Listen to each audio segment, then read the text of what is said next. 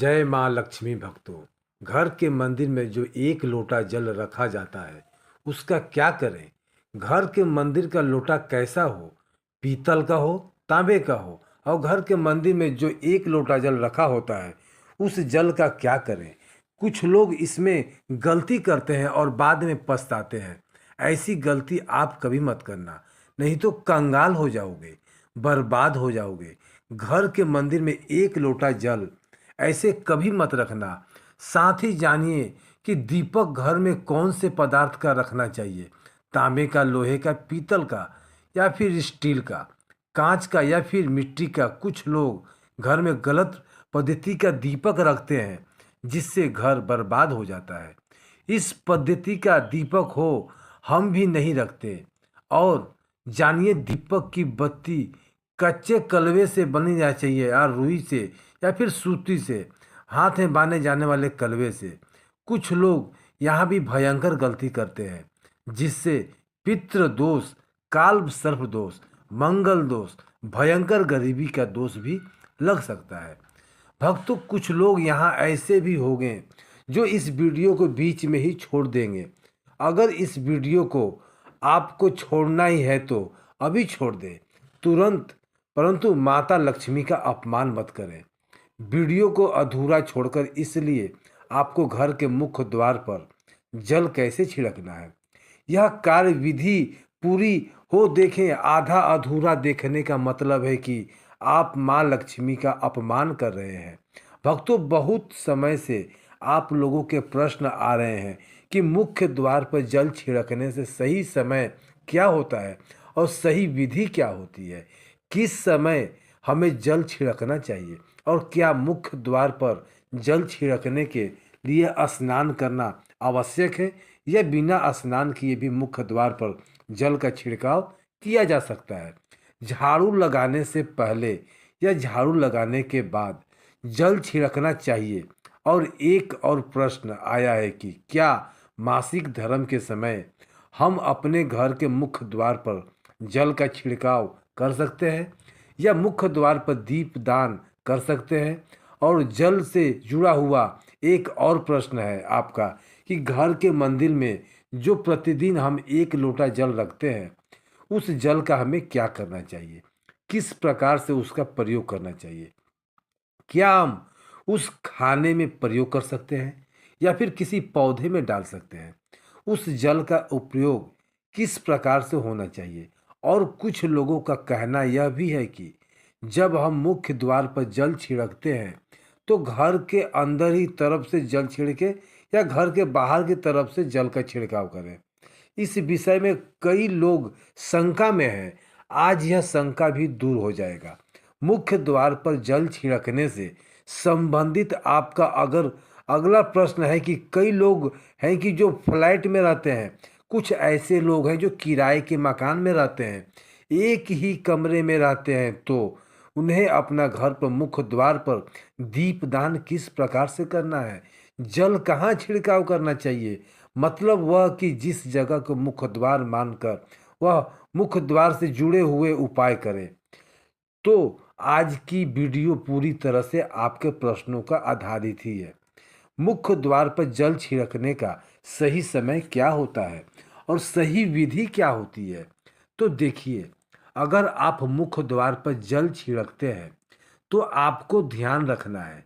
भक्तों, जल को आप एक दिन पहले ही मतलब कि रात को सोने से पहले एक पात्र में भर लें।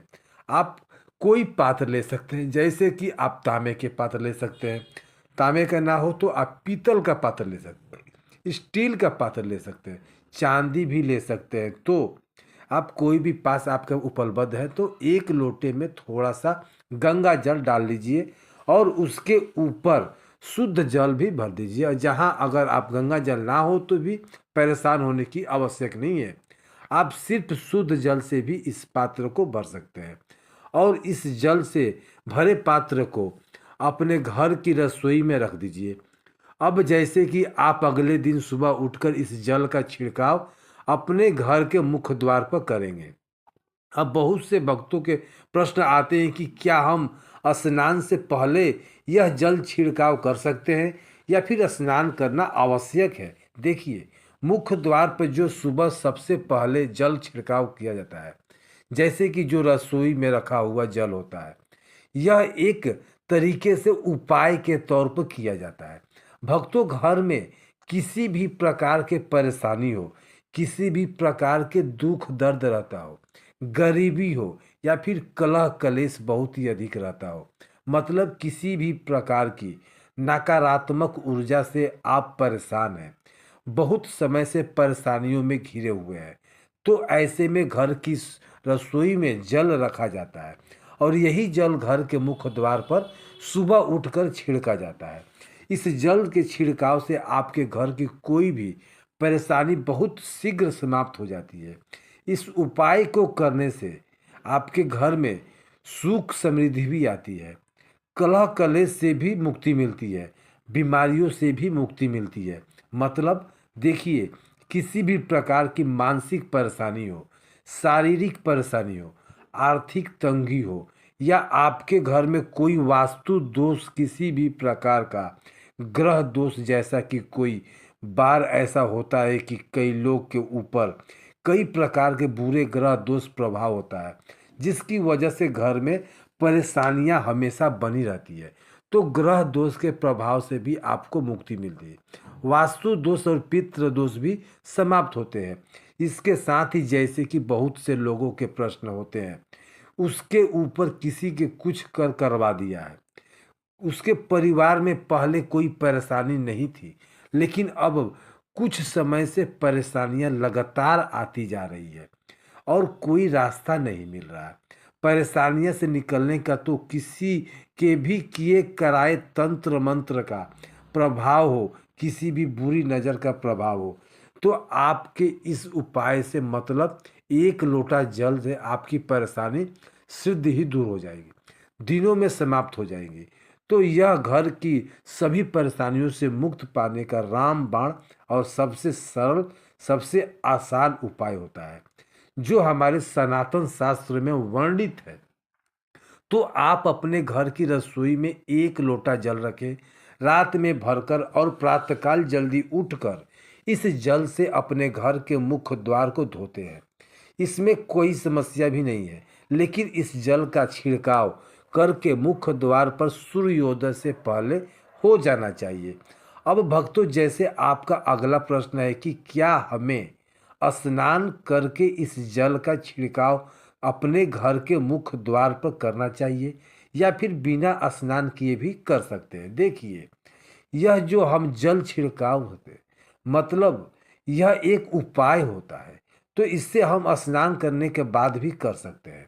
सुबह जल्दी उठते हैं और उठकर सबसे पहले हम घर की रसोई में जाएंगे, उसके बाद उसे जल को लेकर आप घर के मुख्य द्वार पर जाएंगे।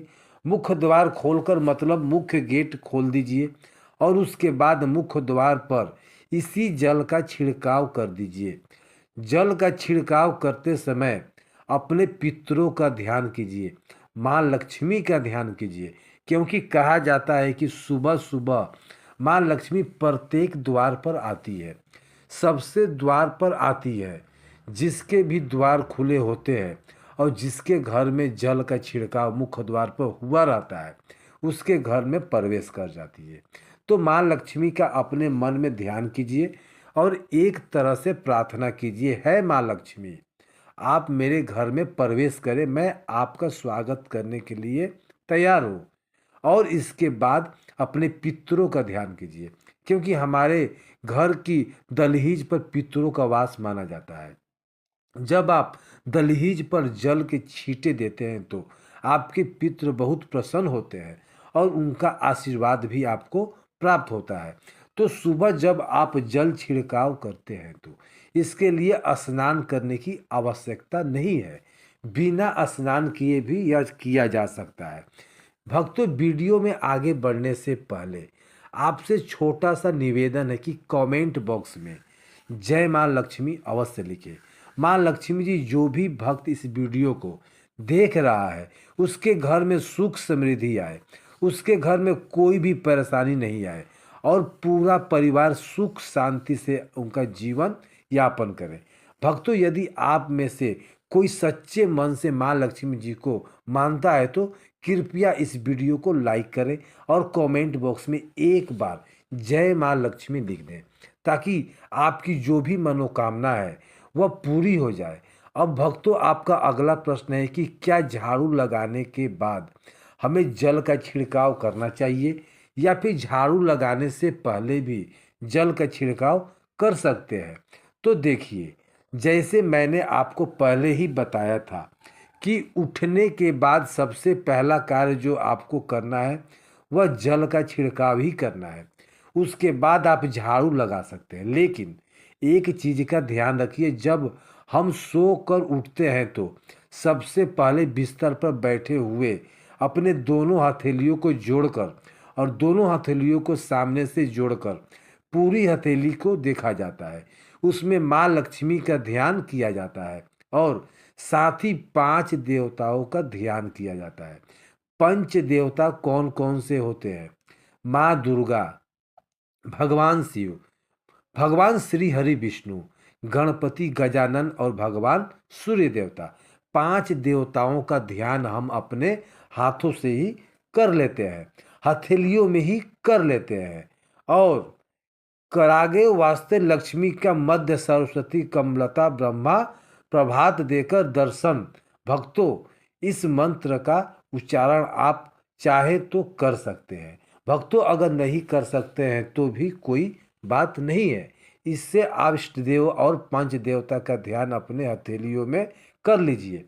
उसके बाद दोनों हाथ जोड़कर सभी देवी देवताओं को प्रणाम किया जाता है और फिर अपने हाथ से पृथ्वी का स्पर्श करने से धरती को छूकर प्रणाम करते हैं 2 बार या 3 बार, और उसके बाद अपना दाहिना पैर पृथ्वी पर रखते हैं।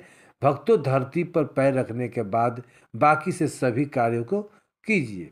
जल का छिड़काव आप उसके बाद ही करेंगे, मतलब सुबह उठने के बाद सबसे पहले हथेलियाँ के दर्शन कीजिए, फिर प्रणाम कीजिए, फिर धरती पर पैर रखें। उसके बाद रसोई में जाकर आपको जल लेना है और घर का मुख्य द्वार खोलकर मुख्य द्वार पर जल का छिड़काव कर रहे हैं। माँ लक्ष्मी और आपने पितरों का ध्यान करना है। इसके बाद आप अपने घर में आएंगे और उसके बाद जो भी आपका रूटीन वर्क होते हैं, जैसे झाड़ू लगाना या स्नान करना, यह सभी कार्य उसके बाद किए जाएंगे। अब जैसे कि कोई लोग के ऐसे प्रश्न आते हैं कि जब हम जल का छिड़काव करते हैं, क्या इस समय हम घर के मुख्य द्वार पर झाड़ू लगाकर और पानी डालकर क्या मुख्य द्वार की अच्छे से सफाई कर सकते हैं? जी हाँ, बिल्कुल कर सकते हैं। अगले आप जो रसोई के रखा हुआ जल है उसका छिड़काव कर दीजिए।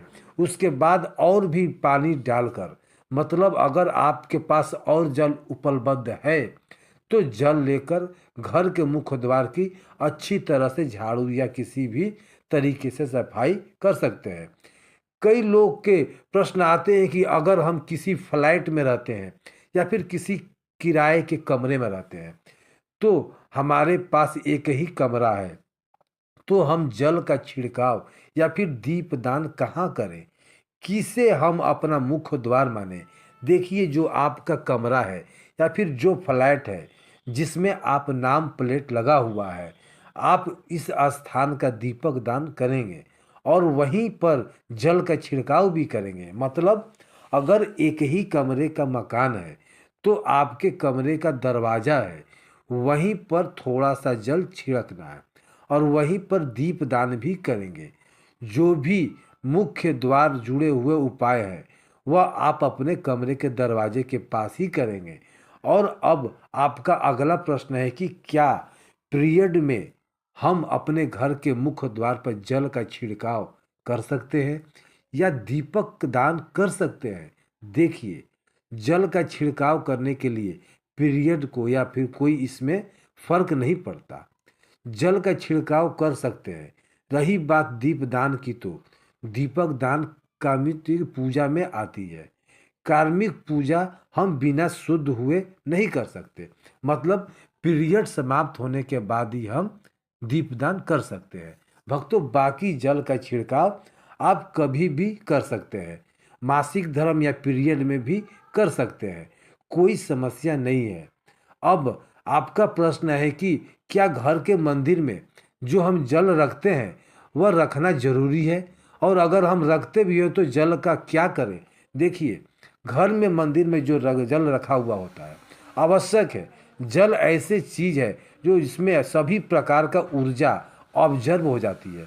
जब हम पूजा पाठ करते हैं, मित्रों का जाप करते हैं या फिर वहाँ पर प्रार्थना करते हैं, तो भी हम अपने मन में मनोकामना होती है भगवान से, तो सभी चीज़ उस जल को समाहित हो जाती है। इसलिए पूजा करने से पहले घर के मंदिर में एक लोटा जल रखा जाता है और उसके बाद दीपदान मतलब एक दीपक प्रज्वलित कर दिया जाता है। यह अग्नि और जल का एक तरह से संतुलन भी हो जाता है, और इसलिए सनातन शास्त्रों के अनुसार घर के मंदिर में एक लोटा जल भी हमेशा होना चाहिए और दीपक की प्रज्वलित करना चाहिए। तो अब इस जल का करना क्या चाहिए। देखिए, जब हम जल रखते हैं, सुबह की पूजा में रखते हैं, मतलब प्रातःकालीन पूजा में समय जल रखा जाता है और वह जल हम अगले दिन उठाते हैं। मतलब जब आप अगले दिन पूजा करने जाते हैं, भक्तों स्नान इत्यादि करने के बाद तो आप उस जल को उठाते हैं। अब उस जल का प्रयोग सुन लीजिए। आप अपने घर के सारे कमरों में मतलब पूरे घर में उस जल का छिड़काव करते हैं।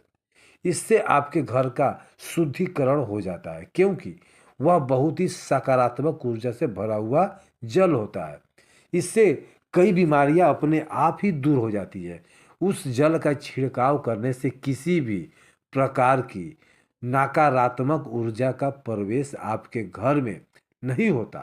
किसी भी प्रकार की परेशानी आपके घर में हो ही नहीं सकता। अगर आप नियमित तौर पर उस जल का छिड़काव करते हैं तो अपने घर में जो निश्चित ही आप परेशानियों से मुक्ति पा जाते हैं और किसी के द्वारा किए गए तंत्र मंत्र प्रभाव से भी मुक्ति मिल जाती है।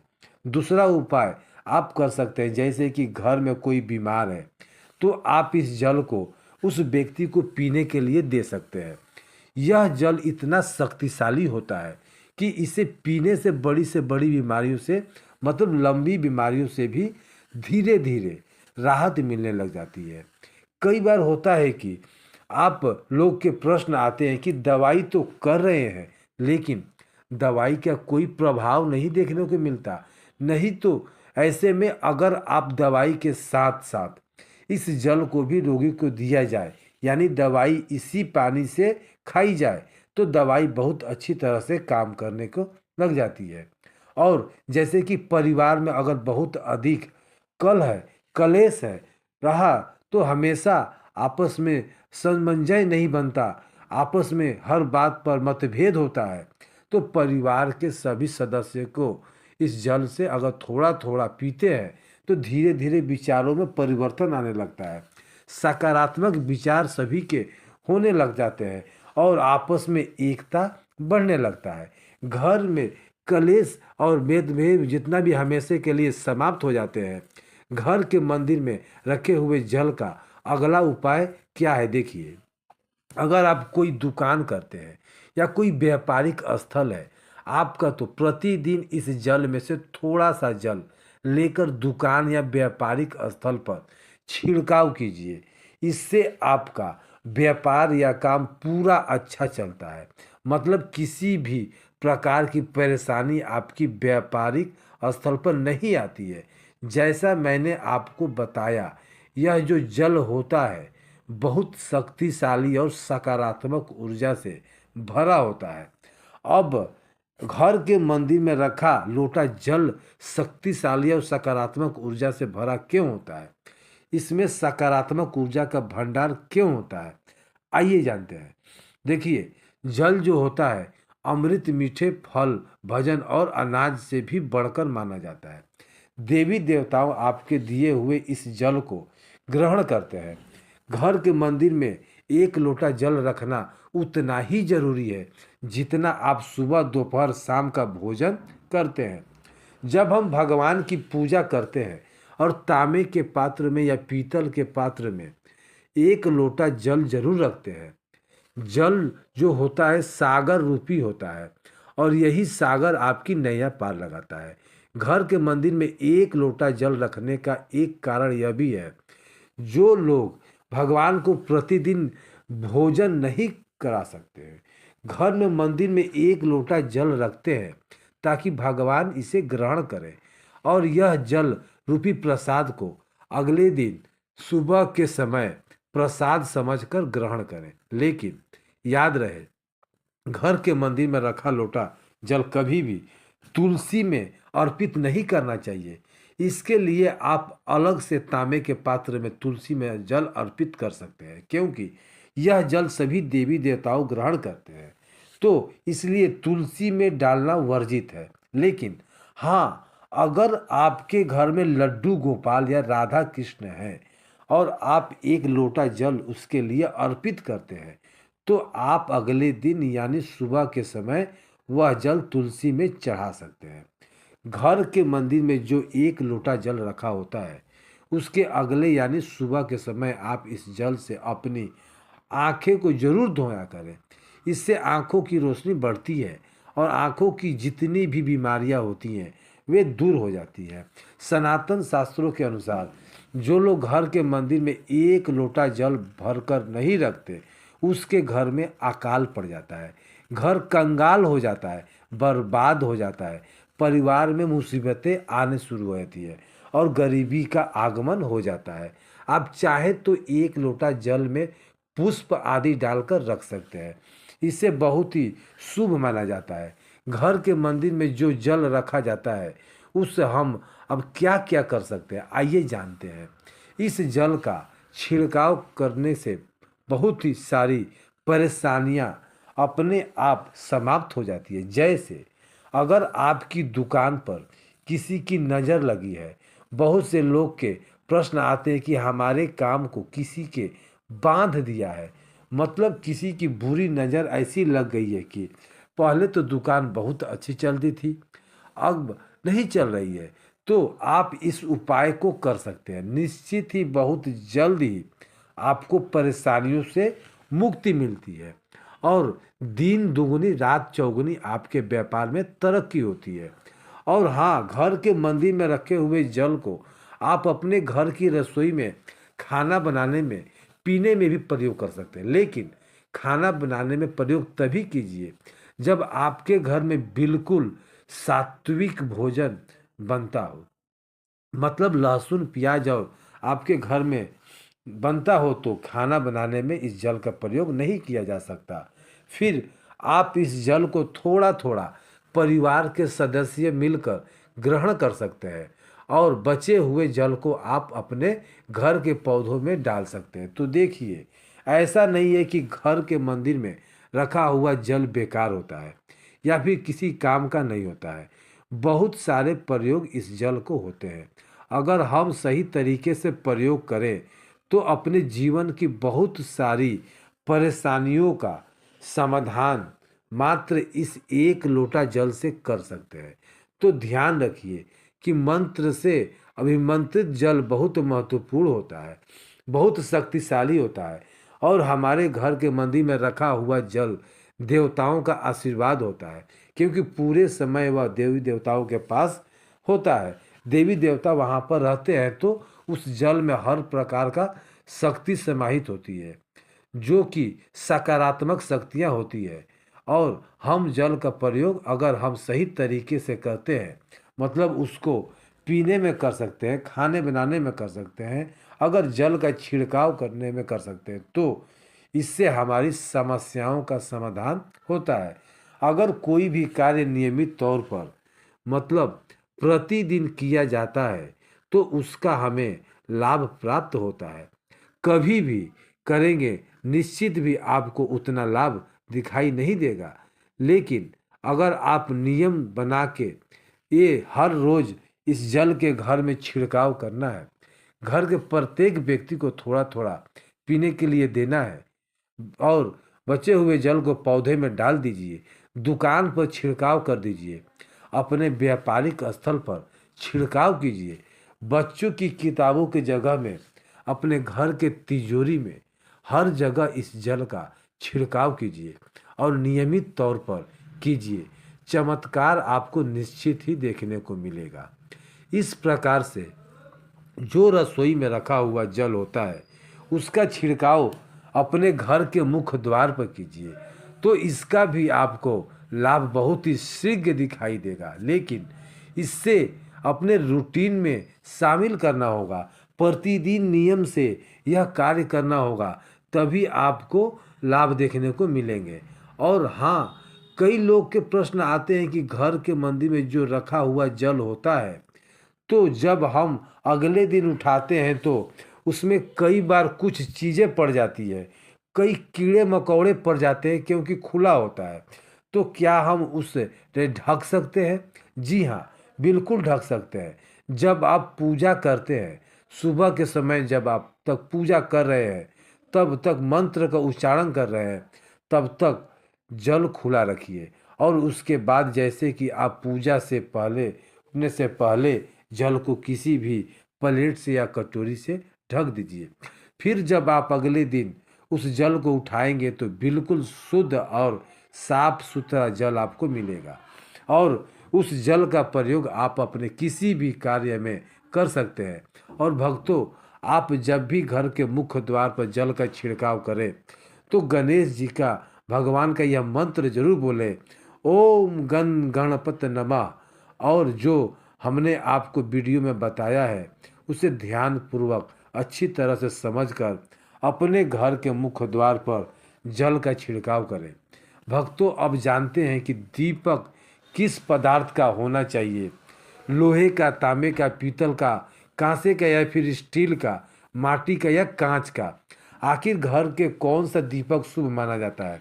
अगर गलती से भी घर में गलत पद्धति का दीपक रख दिया जाए तो पूरा घर अस्त व्यस्त हो जाएगा, कंगाल हो जाएगा, बर्बाद हो जाएगा। भक्तों, देखिए, स्टील से दीपक में पूजा करना घर में शनि को कुपित करता है। घर में लोहे के दीपक में पूजा नहीं करना चाहिए, इससे घर बर्बाद हो जाता है और गरीबी आ जाती है। बाजार में लोगों को लुभाने के लिए कांच के दीपक भी आ गए हैं। बिल्कुल भी गलती से भी घर में कांच का दीपक ना लाइए, और तो राहु केतु आपके घर चले आएंगे और घर बर्बाद हो जाएंगे। कांच का दीपक शनि और राहु को नाराज करता है, इससे निकली लौ घर में तबाही ला सकती है। कांच का गर्म होना घर में रोग दोष परेशानी उत्पन्न करता है। कच्चा कलवा तथा रुई का दीपक ही जलाना सबसे अच्छा माना जाता है। जो लोग सूती धागा को हाथ पर बांधने जाता है, कलवा उसमें लौ की बत्ती बनाते हैं तो उस घर में परेशानी और गरीबी आ जाती है।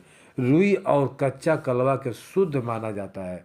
तांबे का दीपक, पीतल का दीपक, माटी का दीपक धन की देवी माँ लक्ष्मी को आकर्षित करता है। घर में कोई और दीपक नहीं लाना चाहिए। पीतल और माटी का दीपक शुभ और मांगलिक माना गया है, जिससे शनि और राहु केतु भी प्रसन्न रहते हैं, मंगल भी भारी नहीं होता। भक्तों, अब जानते हैं घर के बाहर या घर के अंदर दीपक जलाने के फायदे। जानकर आप चौंक जाएंगे। खासकर घर के बाहर दीपक जलाने से 5 वह फायदे हैं जो आपको चौंकाने वाले हैं। भक्तों, यह बात तो आप जानते ही हैं, भगवान की पूजा के दौरान दीपक जरूर जलाया जाता है। हिंदू धर्म में पूजा करते वक्त लोग देसी घी या सरसों का तेल का दीपक जरूर जलाते हैं तथा तिल के तेल का दीपक भी जलाते हैं।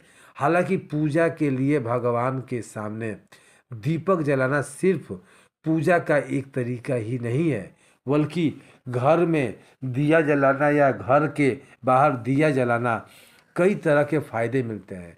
दीपक जलाने से न सिर्फ कई शक्तियाँ जागृत होती हैं, बल्कि यह 5 बड़े फायदे भी मिलते हैं। तो चलिए जानते हैं। नंबर 1, एक पृथ्वी से अंधकार होता है दूर। घर के दीपक जलाने से घर का अंधकार दूर होता है, साथ ही नकारात्मक ऊर्जा को भी कोसों दूर रखती है। जहाँ पर दीपक जलता है तो वहाँ पर सकारात्मक ऊर्जा का वास होता है। जाहिर सी बात है, जब घर में सकारात्मक होगी तब भगवान का वास होगा। इसलिए घर में शाम होते ही पहले, रात होते से पहले दीपक अवश्य जलाना चाहिए, ताकि घर में कोई गलत नकारात्मक ऊर्जा प्रवेश ना कर पाए।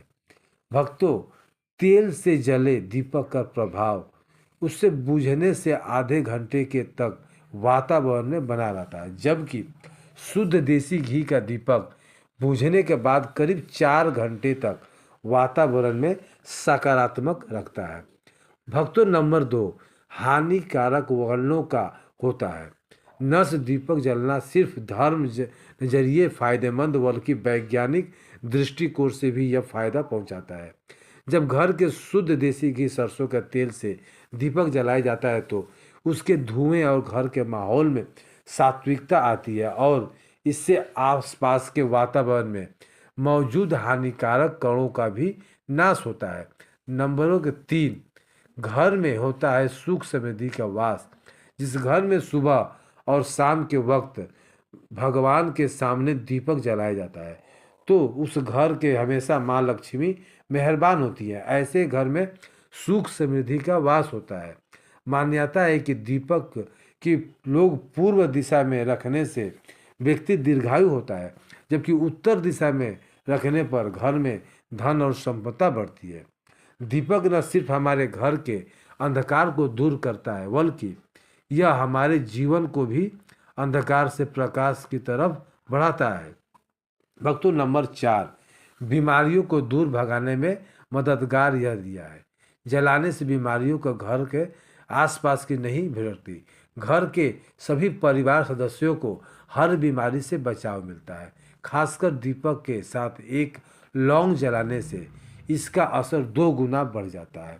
घी में चर्म रोग दूर करने के साथ गुण मौजूद होते हैं, इसलिए घी का दिया जलाना सेहत से लिहाज से काफ़ी फायदेमंद है। भक्तों, बात करते हैं नंबर 5 की शुभ शक्तियाँ होती है। आकर्षित सनातन धर्म के अनुसार जिस घर में सुबह शाम दीपक जलाया जाता है तो वहाँ भी कभी अंधकार नहीं होता। उस घर में सुख समृद्धि का वास तो इतना ही नहीं, जलता हुआ दिया शुभ शक्तियाँ को चुंबक की तरह आपके घर की ओर खींचता है। अगर आप थोड़ा बहुत बीमार लक्ष्मी माँ का सम्मान करते हैं तो एक लाइक जरूर करना। भक्तों, अगर आप हमारे चैनल को नए हैं तो चैनल को सब्सक्राइब करें। जय माँ लक्ष्मी। आपका हमारे घर में स्वागत है।